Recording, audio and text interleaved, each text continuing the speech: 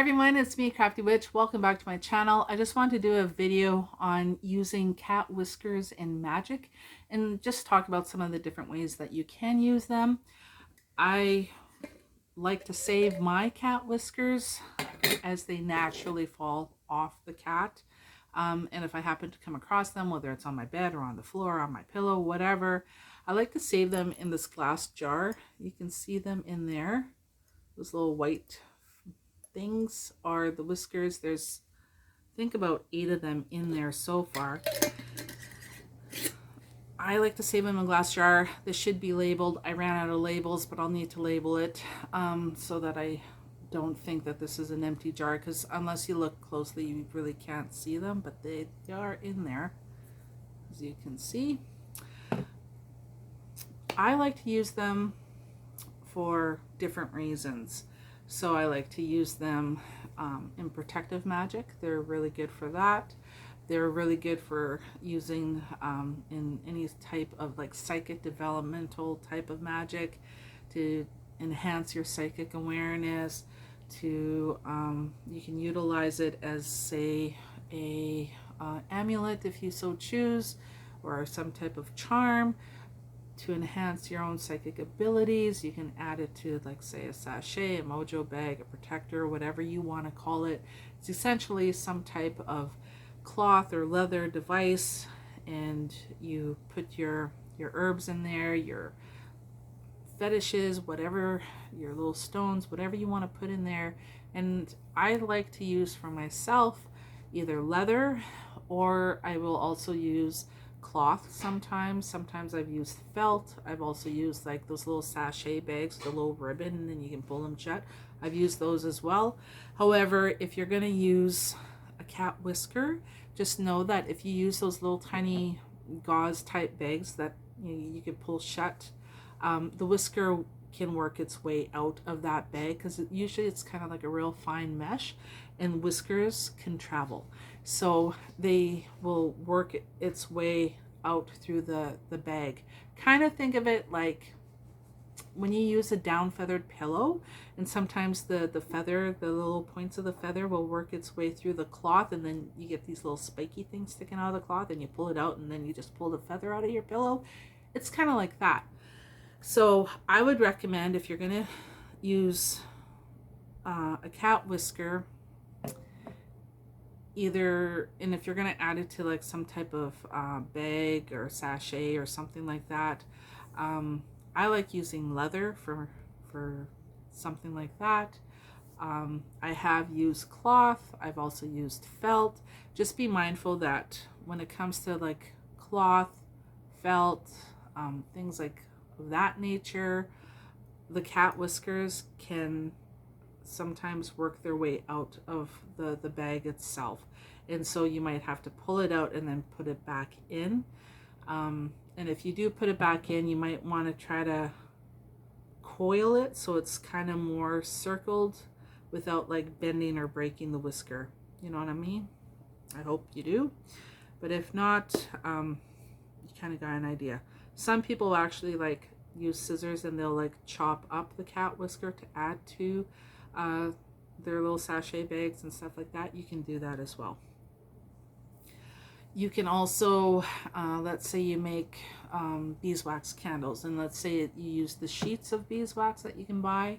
You can add a cat whisker, your wick, your essential oils, your herbs, whatever you want to add, and then you can roll that candle up with that cat whisker inside for whatever your particular purpose is for that particular candle, right? You can add it to like a sachet type of bag with certain herbs, and add it to your bath water, and like have a bath and like absorb the energies and stuff like that, and then take it out of the tub before you drain the tub so it doesn't get caught in your tub or anything like that. The sachet also holds those herbs together, so it's basically kind of like a big giant tea bag that you're throwing into your tub, and it just keeps all the herbs together, because for those of us who have been in this field for a while, you kind of know what it's like to have like loose herbs in the tub and what a pain in the ass that is. after you do your little ritual bath, and then you have all these herbs everywhere that you got to clean up. So that's something I learned fairly early on, to do it that way. What else? I like to use the cat whiskers for protection charms and spells. I like to use them for psychic development and anything to do with that whole psychic awareness, the third eye, your perception, tapping into all the different clairs and all that kind of thing. You can definitely use the cat whisker for that. You can also use the cat whiskers to help you with traveling, like astral projection, soul traveling, traveling between this world and the other worlds. They say that cats have one paw in this world and one paw in the other world, so that is a wonderful little ambassador, to utilize through the use of their whiskers to be able to do that as well and to guide you through those kind of worlds. You can also use cat whiskers to make different types of charms and sachets to draw like attraction to you, to draw the opposite sex to you, to draw lust to you. You can use it to draw love and sex to you. You can use it to draw just those kind of that charisma if you want to be like really charismatic. You can definitely use a cat whisker for that, included in a charm or a sachet that you're making. You can make different types of amulets with it. I know some folks like to work with resin, or they'll like to work with clay and they'll add the whisker into the clay or into the resin. You can do that. Some people like to make like they're like wax balls.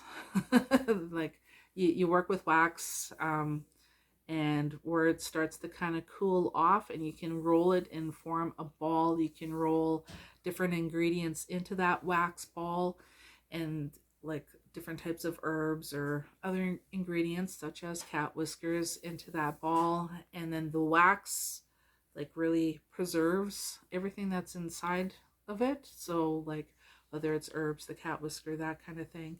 And then either you can carry those wax herb balls with whatever else is in there, such as the cat whiskers, either on you as a talisman or as a fetish of some sort. You could either do it that way. Some people will bury them on their property around their home if they want to protect their home. Some people will create another talisman using the cat whiskers and then put it into their vehicle so that their vehicle is protected. Some people will carry it in their purse, that kind of thing. So those are just some ideas on how to utilize cat whiskers. Like I said, please collect them ethically. Never pluck a cat's whiskers. Never trim your cat's whiskers. As they fall naturally, collect them and save them. Another thing that I find really valuable with the cat whisker is that you can make your own feline oil. How do you do that? Well, first of all, you take one cat, you boil it. Just kidding. Don't ever hurt an animal for your magic, please. You take a whisker and you get a jar and you put the whisker inside the jar. You get some oil. Use what you got. If it's canola oil, use canola oil. If it's olive oil, use olive oil. Use what you have. You add the oil to the jar with the cat whisker in there.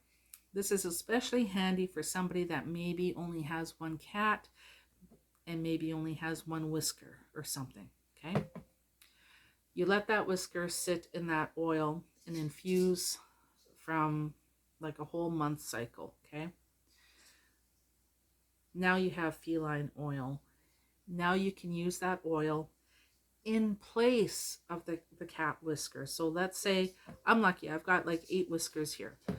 But let's say you only have one, but you want to use, you want to use this whisker for protection. You also want to use it for divination purposes. You also want to use it to actually project, but you only got one whisker. And how are you going to do it, right? That's where tapping into that whisker through the use of the oil, making your own feline oil, comes into play. That whisker will infuse the oil with the feline properties that you want to utilize.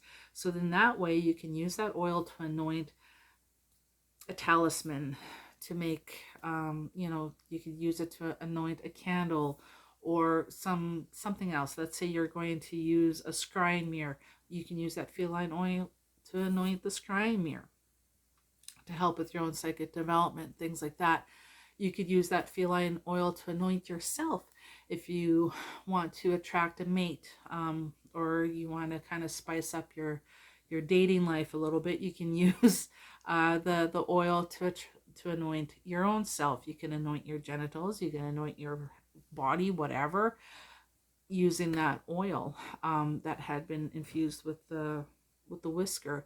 That way, you have a whole jar of oil, a feline oil that you can use just like the way you would use a whisker, but in this time, you know, in this case rather, you're using it in oil form. So that's how you can stretch out the use of one whisker for multiple purposes, right?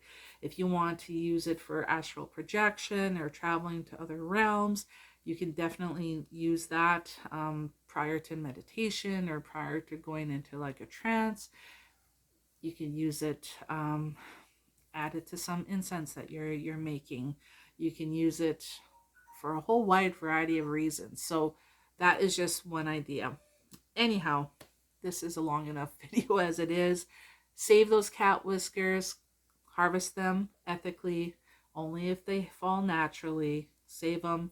If you only have one little whisker and you want to use it for many different purposes, make some feline oil with that whisker, make a jar of it, and then that way you could use that oil after 1 month's time. You can use it to anoint sachets, candles, yourself, scrying mirrors. Really, the sky's the limit. The only limit is your imagination. I'll do another video sometime later on talking about feline magic and tapping into all the different qualities that feline magic entails and that kind of thing. But in the meantime, have fun using your cat whiskers that you find naturally shed from your cat. Okay? Take care, everybody. Ciao.